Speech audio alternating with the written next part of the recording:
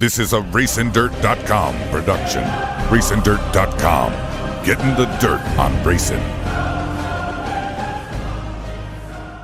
The world leader in race fuel technology, VP Racing Fuels, offers you the world's best performing race fuel blends customized for motorsports. If you want to see the power and performance of VP Racing Fuels, contact Justin Bolt with VP Racing Fuels Heartland at 785-539-2700, 785-539-2700, or email vpheartland@yahoo.com. See why the frontrunners trust in VP. VP Racing Fuels, making power. Thursday saw the rain move away, and cool but pleasant weather greeted competitors and fans as practice night commenced from Lucas Oil Speedway in preparation for the Dart Show Me 100. Approximately 70 competitors took part in the near 2.5-hour session. Some got all they could, while others played it conservatively. There were several new faces in attendance. One of those was Berry Ride house car driver Jonathan Davenport, who was still trying to decipher the track following practice. It's definitely got a really neat characteristic to it. You can slow down really a whole lot there in the bottom, then you can kind of momentum around the top, and then you kind of cut, and there's 2 or 3 different lines there. I did find through the holes, but it was a little rough tonight. I hope it ain't like that the rest of the weekend, but it will make it for an interesting race, that's for sure. The tire rule's limited this weekend, and a lot of this is what the guys around this region run. You get probably some time on them, but probably not a whole lot.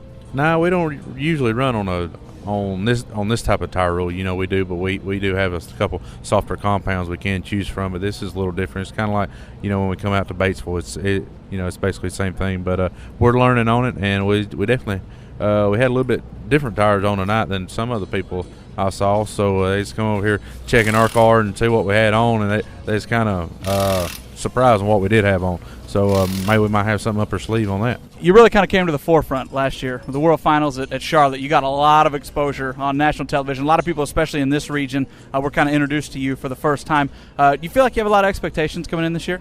Well, it's always, I wouldn't say it's always hard, but that is the hardest thing about having a great year. You're always expected to follow it up or even better it. But, we just take one race at a time. We started off the season a lot slower than we wanted to, but we're making gains on it. We're getting our car back like we want it. We kind of went out in left field there a little bit, trying some new stuff. But, that's what we have to do being a house car. We have to try new things every week, to make our program better. And then all the guys that run our cars, all of our customers. But anyway, we're getting back to, we're weeding out all the bad stuff and then putting more of the good stuff in. For others, the Show Me 100 has become tradition. One of those who usually attends the mega event is Al Perkey. Part of the inaugural field 18 years ago, Perkey will be guaranteed a starting spot Saturday, either by racing his way in or utilizing an MLRA Series provisional. He certainly hopes the former is the case. Al assessed his night after it was done. I just learned that we have way too tight, and we're going to have to work on a race car if we're going to have to race and that stuff. I don't know, maybe they had a lot of rain or whatever. The track is what it is, and we didn't work real hard tonight because hopefully they'll get to grade it off, get it sheets footed, get it packed, and we won't have to race in that stuff. We kind of got a program for that stuff. We just our cars are, I guess, a little temperamental to that stuff. It likes the smooth stuff. And, the traction doesn't hurt it too bad. If it's smooth, it just don't like the ruts. You're guaranteed into this race Saturday, one of very few that are. How do you approach tomorrow night differently than if you had to race your way in to the show Saturday? No, I don't know. I really haven't thought too much about that. We've been running real well.